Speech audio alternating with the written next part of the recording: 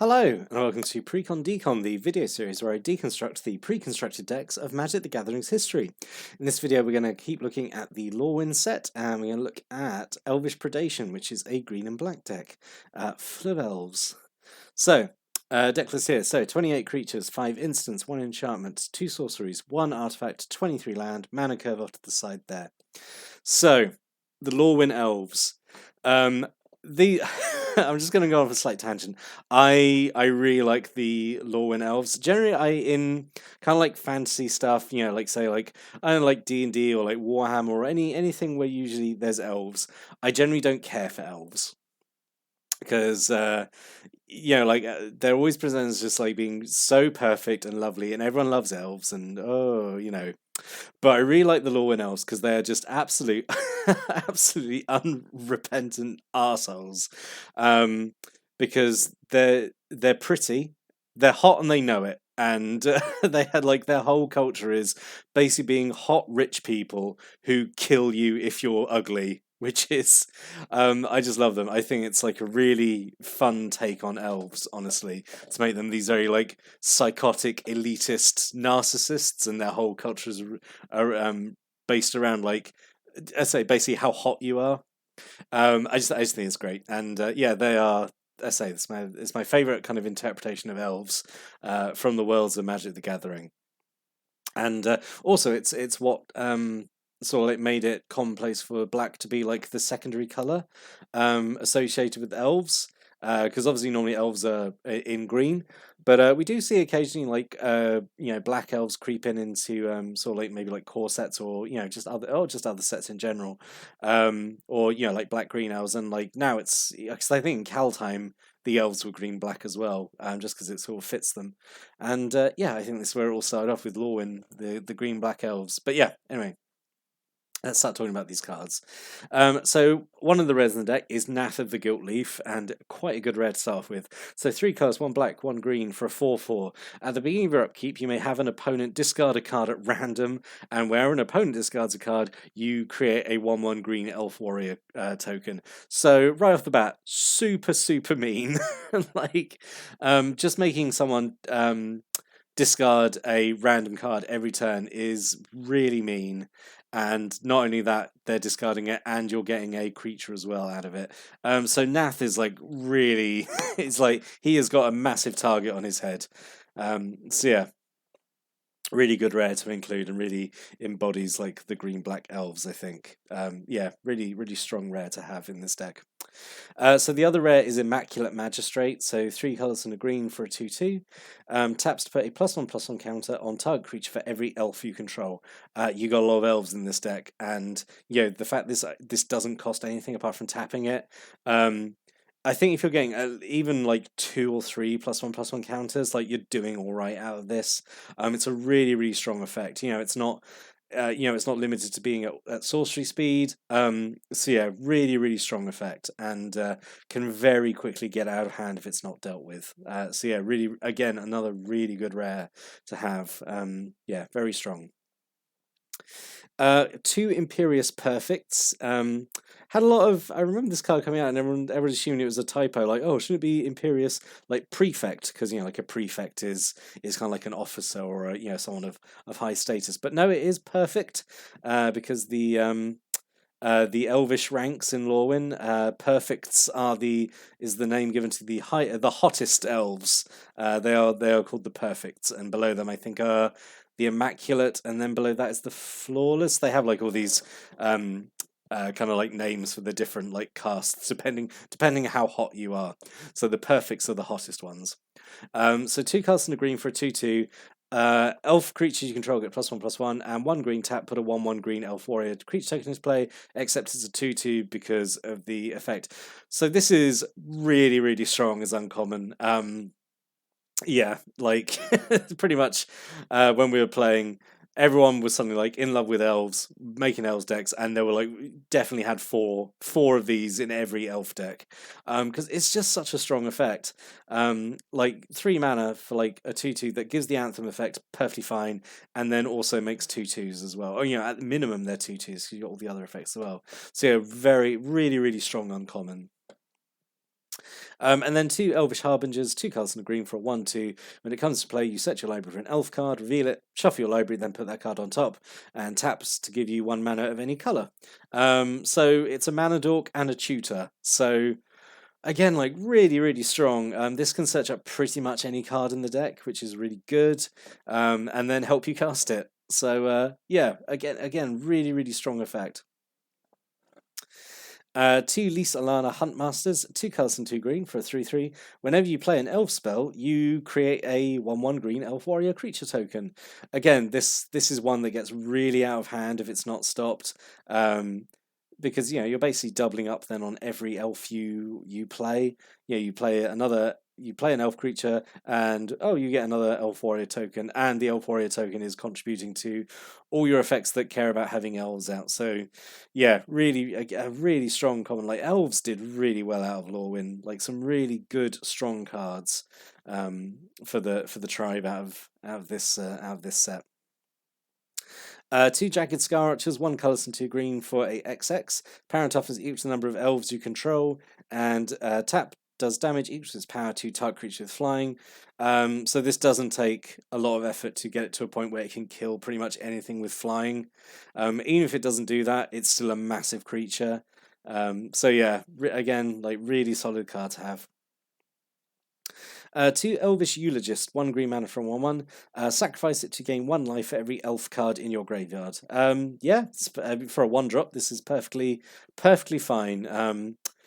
Although at the time when we were playing, people weren't using this; they were using Essence Warden to get their life, because that's like basically Elf Soul Warden, which is really strong. This is still a perfectly good card though for a 1-drop. It's fine. Yeah, the ability doesn't cost anything, doesn't need to tap or need mana or anything. So yeah, perfectly fine.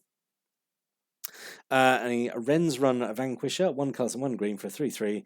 As additional cost to play it, you have to reveal an elf from your hand or pay 3, and has Death Touch. There is a cycle of these. I've talked about 2 of them before already. The Elemental one and the Goblin one. This one I think is like 5 mana for a 3/3 Death Touch. I think you wouldn't mind paying, but obviously getting this for only 2 mana is an absolute steal. And I say you're in green, you're chewing out a load of elves. You could very easily like cast this, reveal an elf from your hand that you're going to play that turn anyway, and you're not giving away too much information to your opponent. 3 Guiltleaf Seer, so 2 colours and a green for a 2/2. 1 green and tap, look at the top 2 cards of your library, then put them back in any order. So not quite scry. I think this ability is kind of here just to help with clash, because you've got a few clash effects in the deck, and this I think would just help manipulate the top card of your deck, so you've got a higher cost card on top, so you win the clashes, maybe. It's weird there's 3 of them though. This kind of feels like it was here filling space a little bit, We have 2 Nath's Elite, so 4 colours and a green for a 4/2. All creatures able to block it do so. So I mean, like for this to have a lure effect and be a 4/2 for 5 mana is, that's just really good anyway.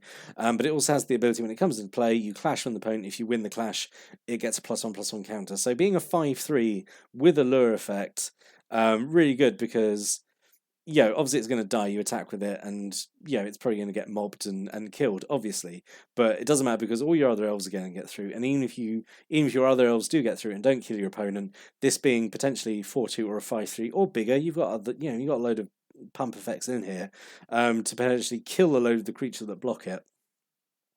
Yeah, really good card, especially at common, really strong. And the 2 Leaf Gilder, this is basically Lanor Elves who's hit the gym. It's just a 2/1 for 2. Gives you green when you tap. Yep, perfectly fine. Then moving on to the Black Elves. So we have a single Hunter of Eye Blight. So this is like one of the most kind of unique text boxes I can think of. So 3 colours and 2 black for 3/3. When it comes to play, you put a +1/+1 counter on a creature you don't control. And then for 2 colours and a black and tap, you can destroy target creature that has a counter on it. So the whole idea is you put a counter obviously on your opponent's creature, and then you kill it with this. But this can you've got effects that put counters. You've got other effects. You've got the Immaculate Magistrate. You can, because I don't think the Immaculate Magistrate is limited just to your. Nope. on target creature. So there we go. You have a little 2-card combo there of like, I'm going to give your creature like 6+1/+1 counters, but it doesn't matter because I'm going to kill it with Hunter of Eyeblight straight away. So I think that's potentially quite fun. Yeah, it's just a very unique, fun ability, I think. Single Lys Alana Scarblade. So 2 colours and a black for a 1/1. Tap, discard an elf card. Target creature gets -X on turn, where X is the number of elves you control. Again, this can get potentially really high. This can almost kill pretty much anything. Yeah, you have to discard an elf card, but like your whole deck is elf cards, so it's fine. A little expensive, obviously being 3 mana for a 1/1, but the ability is very strong. 3 Moonglove Winners, 4 mana for a 2/3 with Death Touch. Yep, I think that's perfectly fine, honestly. Yeah. Always good to have a Death Touch creature that has higher toughness than power. So yeah, always good. I think this is the set where Death Touch is now commonplace, because it was in Future Sight. It was on a future shifted card. So yeah, Death Touch is now like permanent. It's now permanently keyworded, along with Lifelink, I think, actually. So yeah, that's an interesting little bit of history trivia for you there. And then 3 Scarred Vine Breeders, 1 colour and a black for a 1/1. 2 and a black, exile an elf card in your graveyard, gets +3/+3 to end turn. So it has a little bit of anti-synergy with some of the cards in here that care about getting your elves back or counter how many elves you got in the graveyard. But yeah, it's fine just as a pump effect. For you pretty much gonna always have the resources around to use it. I think it's okay. 2 Elvish Promenade. So this is the money here. So 3 colours and a green. An elf sorcery. Put a 1/1 green elf warrior creature token into play for every elf you control. So just double your elves. Really, really strong effect. And of course, you've got so many cards in here that care about you having a load of elves. Yeah, this is really, really strong. And yeah, I think even if this makes at least 3 tokens, you've done all right. If this makes more than 3 tokens, like, you've come out ahead. Yeah. And of course, you could do this and then do another one next turn. Guiltleaf Ambush. This is like a really fun card as well. 2 cards and a green. An elf instant. Put 2 1/1 green elf warrior creature tokens into play. Clash with an opponent. If you win the clash, they get Death Touch to end a turn. So, I mean, the whole point of this, I suppose, is to make some chump blockers.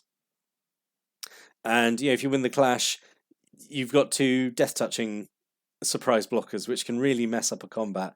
So yeah, this is a really good card. And so, like, I think even if you don't use them to block, even if you're just making them at instant speed, like at the end of a turn, I think 2 1/1 elves for 3 mana at instant speed is fine.